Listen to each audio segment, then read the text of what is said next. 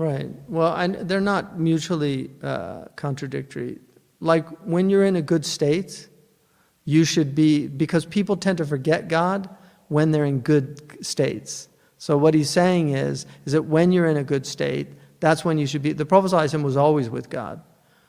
So whether he's in tribulation or whether he's in ni'mah, blessings, he's with God. Whereas a lot of people forget God when things are going well. And the Quran has many verses about that. They forget God when things are going well. So the Sahaba said the times of tribulation, they always felt secure in them because they knew that blessings were coming. Whereas when they were in blessings, they felt less secure because they knew tribulation followed it. But the point is, when you're in the blessing, is to be aware of it, right? In kunta fi ni'matin far'aha, fa inna al-ma'asi tuziru ni'am. If you're in blessing, guard it, and that's why, man shakara ni'amahu qayyadaha bi'iqaliha, وَمَنْ لَمْ يَشْكَرِ اللَّهَ عَلَى نِعْمِهِ تَعَرَّضَ لِزَوَالِهَا. That if you're not grateful when you have the blessings, then you're exposing them to losing the blessing. So the tribulations dunya is a dar of bala, but there's always blessings there's always ihsan. Even in the blessings, even in the tribulations, there's ihsan. There's always ihsan. Ibn Abbas said in every tribulation there's 3 blessings that you should be aware of. It could be worse than what it is. Somebody loses a hand, they could have lost both hands. They lose an eye, they could have lost both eyes. Right? That it's in the dunya, it's in your worldly matters and not in your religious matters, because that's the real tribulation, is in the deen. رَبَّنَا لَا تَجْعَلْ مُصِيبَتَنَا فِي دِينِنَا. In other words, we know we're going to have masa'ib in the dunya, but don't make it in our deen. Make it in our dunya, if you're going to give us those tribulations. And then the third one is that it's in this world and not in the next world, because the real calamities are in the next world. So what he meant by that, man lam yuqad ilallahi bil-ihsan qida ilayhi bi sarasir imtihan. He's just saying that if the ihsan doesn't bring you to God, just know that you're going to be brought to God with tribulations. You're going to be brought to God. But there's always tribulations. Is that clear? Yeah.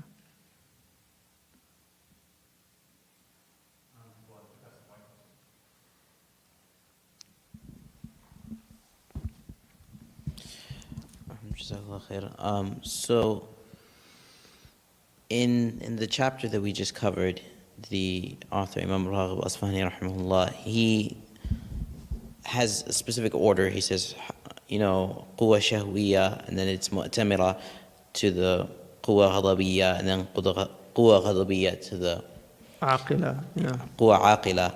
So but he doesn't go into details to the reasoning as to why the shahwiya is specifically supposed to be obeying.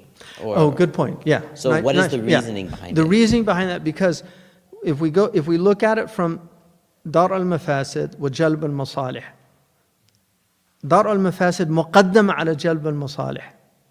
So you have to. You always ward off harm. You would ward off harm before you would accrue benefit. So the purpose of the shahwa is to accrue benefit. The purpose of the quwwa al-ghadabiyya is to ward off harm. And so whenever the quwwa shahwiyya is going to do, its appetite is going to harm the person, it has to obey the faculty that protects the person from harm. Got it? But it's a good question. Go ahead, sister. Sorry. I'm looking over here, so I'm not ignoring you guys. Assalamu alaikum.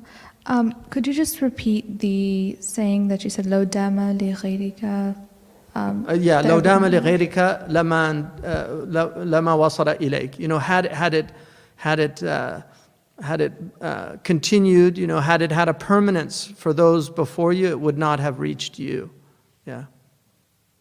It's it was, I think, from one of the caliphs in, 1,000 years ago. So the Kuwaiti ruler had, I don't know which one he had it put on there as a reminder, which is good. It's a momenti mori. تفضل دحية.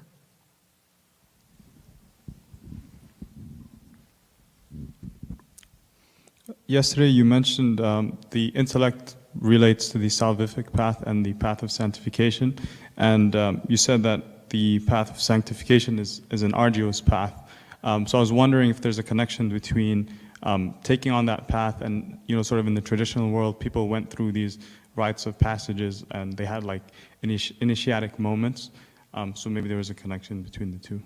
I mean, traditionally, the people would find a teacher who was somebody who had done that journey and was in a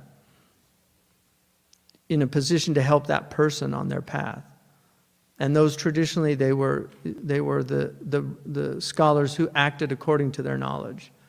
They had tahqiq, the muhaqqiqun. So in these latter days that we're in, I mean, by the 9th century already, scholars were bemoaning the fact that these people didn't really exist anymore. Ahmed Zarruq called it al-kibrit al-ahmar, is sometimes what is called the red sulfur, which was the alchemist's material that transmutes lead into gold. In other words, your toxic soul, that person would help you. They were a spiritual alchemist who would help you transmute your soul from a toxic state to a purified state. Ahmed Zarruq says, وَهُوَ مَعْدُوم. These people. So the best thing is just to find good teachers that are humble and have learned, hopefully in chains as well. It's not an absolute requisite. Imam Suyuti mentions that. As long as they're qualified to be teaching, and then the signs are pretty clear. They should follow one of the rightly guided schools, and then not have any bid'ah. Now, who determines what that is? Well, hopefully it's the schools that do that. So part of the problem now is that we have, there's been a breakdown of all these things. So we're in a time of what they call anomie in sociology. And it's just a time where things have broken down. And so it's very difficult for people. And a lot of people are grappling. But in these latter days, the Prophet ﷺ said that there would be a lot of leniency. If you adhere to 1/10 of what the Prophet brought, then you'll be saved. Whereas the Sahaba had to follow all of it. And that's not to say, any compromise on the foundational things like the 5 pillars. That's not in any way. But in other words, these are difficult times. And the Prophet ﷺ said about his ikhwan, he said, ikhwani, he was like yearning for his brothers and sisters. I mean, it's understood in the language of the Arabs. And they asked him who they were. And he said, there will be people that come towards the latter days. He said they would do anything if they could see me. And then he said they will have the reward of 50 people. And they said, 50 to us? And he said, yes. And he said, how is, they couldn't understand. They said, how is that? And he said, لَكُمْ أَعْوَانٌ عَلَى الْخَيْرِ وَلَيْسَ لَهُمْ أَعْوَانٌ. You have lots of helpers. In other words, the whole society is facilitating. Like when I lived in West Africa, everybody prayed tahajjud. It was just normal. Like the whole village, you heard people reciting Quran at 3, 4 in the morning, every morning.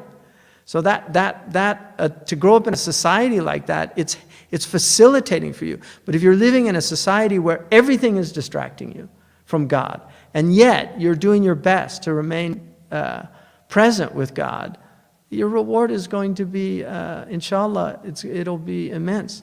So I mean, I've told this story before, but it was a very profound, for me, it really had an impact on me where with this stewardess, I was with Muhammad al-Awadi, the Kuwaiti intellectual. He's a brilliant Kuwaiti man. And we were flying together, and there was a stewardess, and I can't remember how it came up, but he asked her about how she felt about having to serve wine. And she said, I always serve it with my left hand. You know, I mean, I don't know. Allah's Arhamar Rahimin. She's doing something to recognize this is najasa. You know, and that really had an impact on me. It's just a hard time for people. You know, and a lot of these people come from places where there's not a lot of, I mean, you guys are so privileged, like the privilege that we have in this country. And I'm talking about all the way down, because poor people in this country are like rich people in places I've lived at. You know, but we're a very spoiled people. Because people, I mean, there's so many people that their lives are dictated by circumstances that are so beyond the pale of what we could imagine in terms of hardship. Because we haven't experienced those things. At least most of us. I mean, Freydun has. Freydun, you know, I mean, he was a refugee of a war. They crossed the border fleeing Afghanistan into Persia. He had to, you know, and he comes from the Mujaddidi family. These were the notables of Afghanistan. They're one of the aristocratic families of Afghanistan, descendants of Ahmed Sirhindi, descendants of Omar Farouk, you know. But they lost everything and had to come, and then they come to America. You know, so there's a lot of people like that in this country that are immigrants, but people that grew up here, they don't know what that's like. You know, you see people, you don't know what they've been through.